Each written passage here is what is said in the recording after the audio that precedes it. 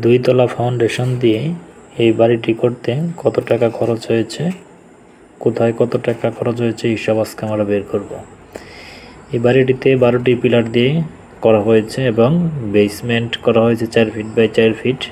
বেসে 12 mm rod ব্যবহার করা হয়েছে, তাতে করে বেসে মাটাম সহ রডের প্রয়োজন হয়েছে 27 কেজি।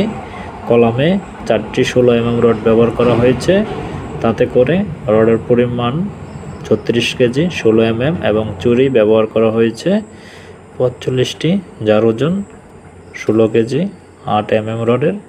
ওটা এখানে একটি পিলার 19 ফিট লম্বা, তার জন্য আমরা এখানে ব্যবহার করেছি। মোট রডের সংখ্যা 79 কেজি, বাজার দর 95 টাকা করে হলে 7505 টাকা।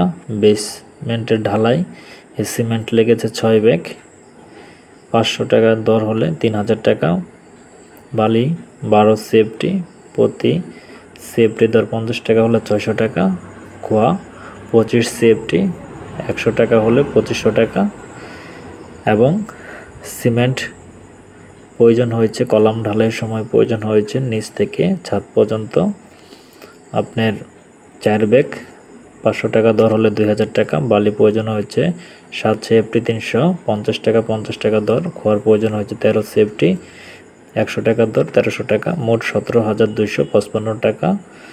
মিস্ত্রি খরচ প্লাস কলাম প্লাস বেজে 6000 টাকা, তাতে করে একটি পিলারের খরচ পড়েছে 23,255 টাকা। সুতরাং পিলারের সংখ্যা 12টি, তাতে করে খরচ হয়েছে 2,79,060 টাকা।